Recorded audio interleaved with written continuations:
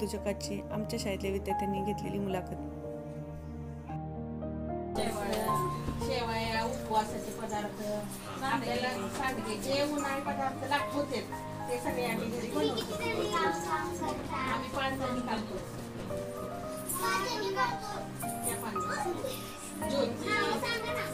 ज्योती अंकुशराव, स्वप्नाली जाधव, माया नवरे, नंदा अंकुशराव आणि मी भारती जाधव.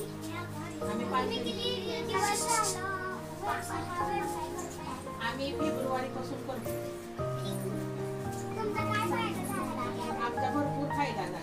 भरपूर फायदा पैशाचा पण झाला, अनुभवाचा पण झाला. का तर यात बरेच अनुभव आले आम्हाला, चांगले वाईट सगळे अनुभव आले. आणि आता ह्या अनुभवातून आम्ही आता पुढे आमची प्रगती करणार. आम्हाला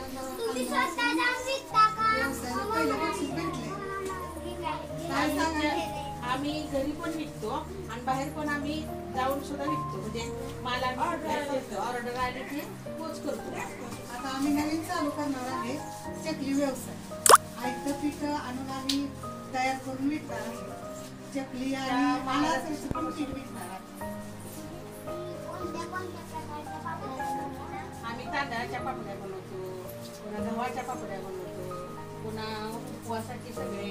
आणि तांदळाच्या पापडामध्ये फ्लेवर घालतो, पालक, टोमॅटो, मुगाची डाळ, जेवढं पौष्टिक करता येते तेवढं करतो.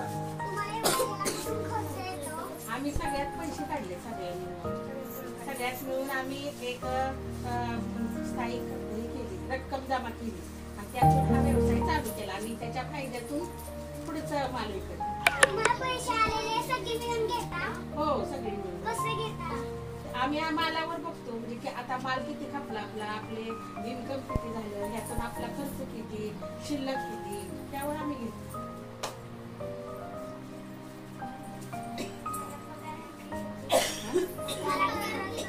पगार म्हणजे आमचं कसं आहे माहितीये का, नफा जो आहे तो आम्ही सध्या आता आमचा 6 महिने झाला व्यवसाय चालू, त्यामुळे पगार म्हणून आम्ही ठेवत नाही. जो नफा येईल त्यातून पुढे माल वाढवत वाढवत आमच्या त्यामुळे प्रगती होते आणि शिल्लक पडते.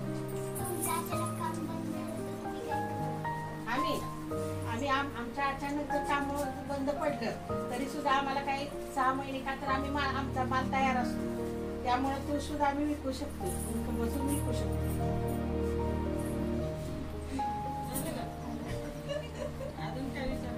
अजून नवनवीन ह्या आता सुरुवात झाली आमची, त्यातून आम्ही नवीन चालू करतो. म्हणजे जे ग्रामीण मध्ये बाहेर जाऊन शहरात जाऊन घ्यावं लागतं त्या वस्तू तिथं सहज उपलब्ध करून देण्याचा प्रयत्न करणार आहे. आम्ही पंढरपूरवरून कच्चा.